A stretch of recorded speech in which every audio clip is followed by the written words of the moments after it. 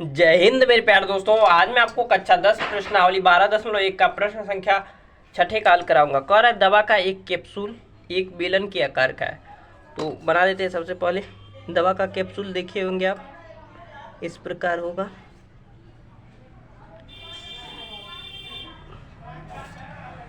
कह रहा है दवा का एक कैप्सूल है एक बेलन के आकार का।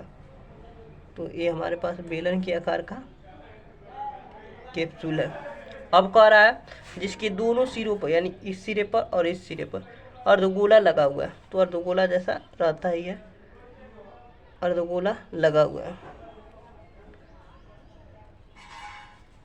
देखिए आकृति 13.12.1 में, यानी कि आकृति प्रश्न में दिया हुआ था। पूरे कैप्सूल की लंबाई 14 mm है। 14 mm है। 14 mm है। ये पूरा लंबाई जो है यहाँ से यहाँ तक। अब कह रहा है और उसका व्यास 5 mm है। कह रहा है और उसका व्यास 5 mm है, यानी कि ये दिया है हमारे पास 5 mm दिया है व्यास। तो त्रिज्या जाहिर बात है कितना हो जाएगा हमारे पास 5/2। त्रिज्या ये होगी हमारी, या ये होगी या ये होगी, कोई त्रिज्या हो जाएगी। ठीक है। तो त्रिज्या इधर मान ली 2.5 हो जाएगा। 5 का भाग देंगे 2 से तो 2.5 आएगा, और इधर भी त्रिज्या 2.5 आ जाएगी। अभी व्यास हमारे पास 5 mm दिया हुआ था। अब कह रहा है कि 5 mm इसका पृष्ठीय क्षेत्रफल, यानी कि इसका पृष्ठीय क्षेत्रफल ज्ञात करना है। तो हमें क्या ज्ञात करना पड़ेगा? अगर मान लीजिए कैप्सूल है, एग्जाम्पल के लिए मान लीजिए कैप्सूल है और दोनों अर्धगोला लगा हुआ है। ये मान लीजिए एक कैप्सूल है और दोनों तरफ अर्धगोला लगा हुआ है। मान लीजिए, मानने में क्या है।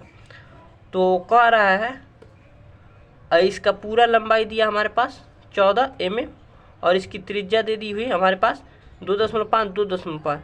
तो त्रिज्या घटा देंगे दोनों। हमें तो इसकी बेलन की लंबाई चाहिए, बेलन की ऊंचाई भी चाहिए, लंबाई चाहिए, ऊंचाई चाहिए हमको, इतना चाहिए ना, ऊंचाई चाहिए इसकी। तो इसकी ऊंचाई क्या हो जाएगी? 5 घटा देंगे, 2.5 5। तो हमारे पास h बराबर आ जाएगा, कितना आ जाएगा? 14 है, 14 में से 5 चला जाएगा तो 9। तो लिखेंगे दिया सबसे पहले क्या दिया हमारे पास?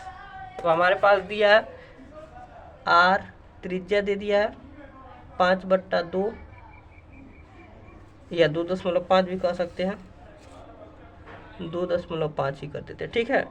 और हमारे पास h दिया है 9 प्राप्त किया हमने। और यहाँ पर और किसकी ज़रूरत पड़ेगी? h, r मालूम हो गया, बस इतने की ज़रूरत पड़ेगी। ठीक है। अब लिखेंगे प्रश्नानुसार।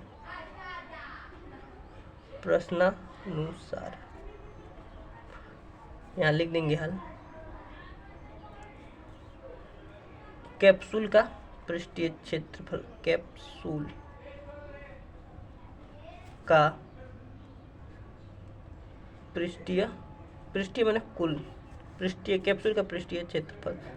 तो अगर हम देखें तो हम इसको बार बार से छू सकते हैं। इस अर्धगोले को मान लीजिए हमारे पास है तो इसको ऐसे छू सकते हैं, एक अर्धगोला है मान लेते हैं, और इधर ये है तो इसको छू सकते हैं। वक्र पृष्ठ तो ही छू सकते हैं, बंद है तो कैसे छूएंगे? और ऊपर का बेलनाकार, ऊपर का वक्र पृष्ठ छू लेंगे तो दोनों का वक्र पृष्ठ ज्ञात कर लेंगे, तो कैप्सूल का पूरा पृष्ठीय क्षेत्रफल ज्ञात हो जाएगा। तो क्या लिखेंगे? बेलन का वक्र पृष्ठ का क्षेत्रफल, बेलन का वक्र पृष्ठ का क्षेत्रफल प्लस 2 अर्धगोला है तो लिखेंगे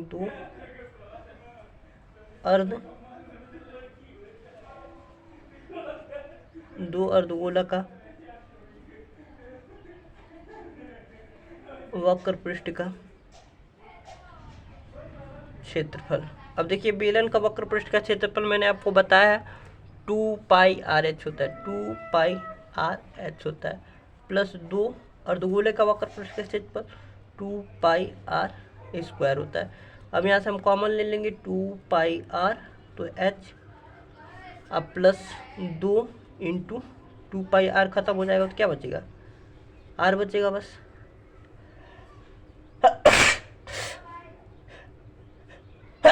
सॉरी दोस्तों, अब मान पुट कर देंगे 2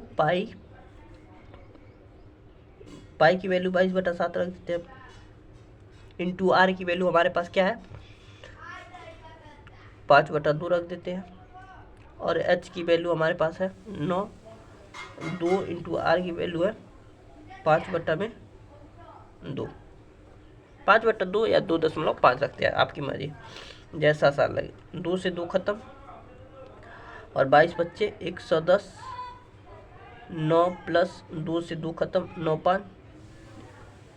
5 है ना, तो अब गुणा कर देंगे, यहाँ पर 7 था देखिए, तो क्या आ जाएगा 110/7 इंटू 9 5 14, 7 से ख़त्म 2, तो हमारे पास क्या आ जाएगा 220 से mm², क्योंकि हमारा मात्रक भी ध्यान रखना है, जो दिया वही लिखा जाता है। तो लिखेंगे अतः कैप्सूल का क्षेत्रफल, लिखेंगे अतः कैप्सूल का क्षेत्रफल 220 mm² होगा, यही हमारा उत्तर आ जाएगा। मुझे आशा है कि आपको समझ में आ गया होगा। मिलते हैं अगले वीडियो में प्रश्न संख्या 6 के हल के 7वें के हल के साथ। बहुत ही आसान क्वेश्चन था और बहुत आसानी से बहुत मजे से हमने हल कर दिया। मुझे आशा है कि आपको समझ में आएगा। अगर समझ में आया तो कमेंट जरूर करें, लाइक सब्सक्राइब करें या ना करें, कमेंट जरूर करें। आपकी मर्जी, करे तो बेहतर, ना करे तो बेहतर, ठीक है, लेकिन कमेंट जरूर करें कैसा लगा।